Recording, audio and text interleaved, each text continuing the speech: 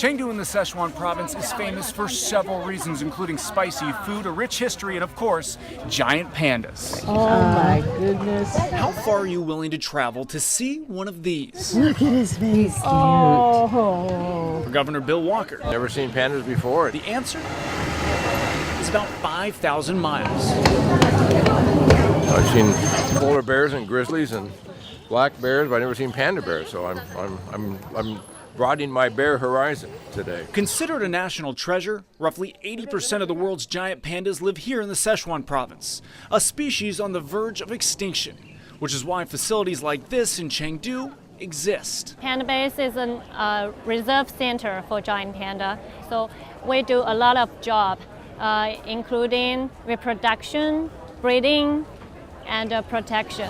All right. Each year, about 4.8 million tourists visit the panda base in Chengdu.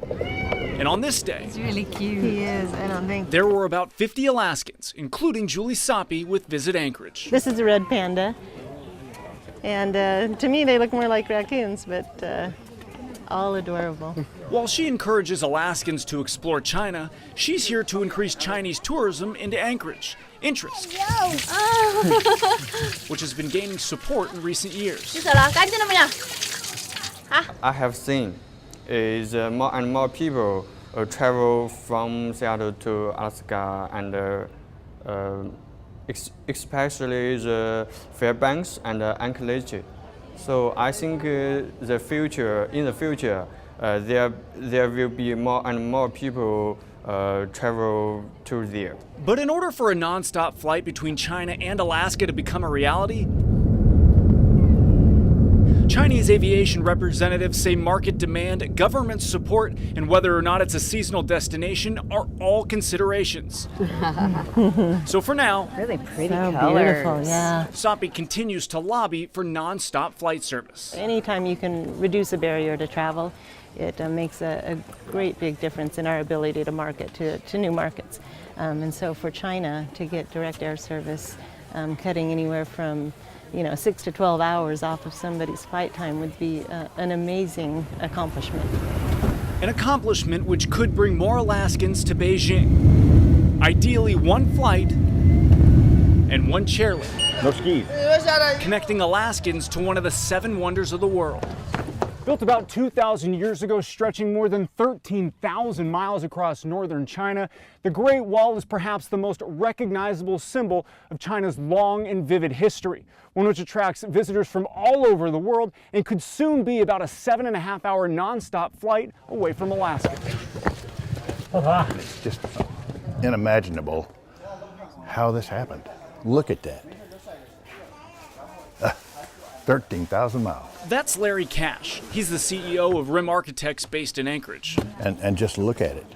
It's a gorgeous piece of our history, of the global history, of China's history, and the architecture is incredible. An experience for the second time, which has left this architect with goosebumps. One which he hopes will someday be more easily accessible. Going to see the wall. That 7.5-hour flight would be fantastic to open this up to many more people and to open Alaska up to many more visitors.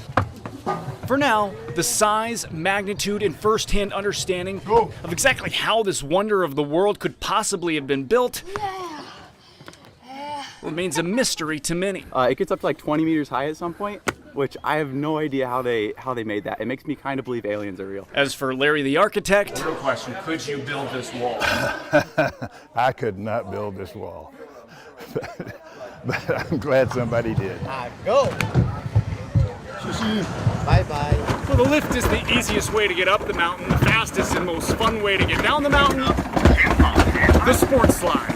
Reporting from the Great Wall of China at Mutanyu, I'm Blake Essen.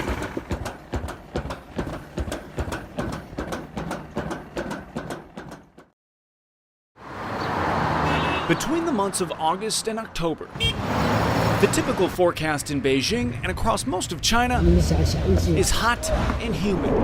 Great weather if you're planning to hang out at Tiananmen Square, play some music at Jingshan Park, or stretch your legs while enjoying a bird's eye view of the Forbidden City. But that very same weather can be a real challenge, especially six-figure Chinese athlete training for the 2022 Beijing Winter Olympics. Do we still have the snow here in your resort? Yes, 1,700 centimeters a year. A lot. But there's a brand new solution now in the works. Programs on the snow 11 months out of the year. The combination of the Anchorage area, Hatcher Pass, and Eagle Glacier training opportunities means that they're skiing a lot throughout the year. And that's a very unique training program, not only in Alaska, but in the world. A newly developed partnership offering Chinese athletes a chance to train nearly 4,000 miles from home. It's about relationships, and I think this is a critical time to start developing those relationships. Robert Anders is the president of Alaska Pacific University. He recently traveled to China as part of Alaska's trade mission. His primary goal? Their skiing depends on the snow. To cultivate a mutually beneficial partnership between APU and China's Nordic skiing program. A lot of other countries don't have that training facility for the summer months. And it was a relationship that developed quickly on day one of the China-U.S. Governors Forum in Chengdu. A memorandum of agreement started the dialogue between Alaska Pacific University and the Healyjiang Provincial Sports Administration. Yes, both of us feel just it's a big moment for the cooperation. Talks that quickly led to a formal commitment only a few days later in Beijing. Now, I'm definitely can assure you that we'll send our athletes to Alaska for the training. An ongoing discussion of mutual opportunity with input from Governor Walker and Gao Zhangwen, the Minister of Sport and President of the Chinese Olympic Committee. So I believe that the cooperation exchange between our athletes and the state of Alaska can not only be just 1 year, but at least 5 years up to year 2022. Smiles, very nice. A long-term opportunity between Alaska and China, which could potentially result in a future expansion of APU's training facilities, and even offer APU's 2022 Olympic hopefuls a mutual opportunity to cross-train in China. An opportunity not just limited to Nordic skiing, but also for downhill skiers and China's Olympic hockey program.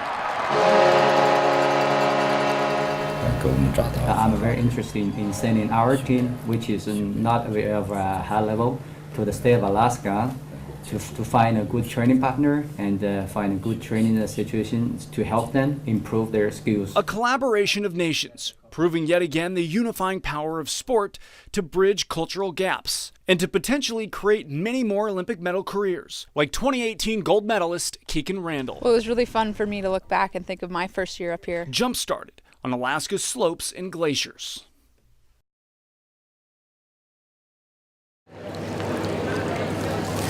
The potential for this market is huge. On the surface, Both of them are from Alaska. this may look like a normal grocery store.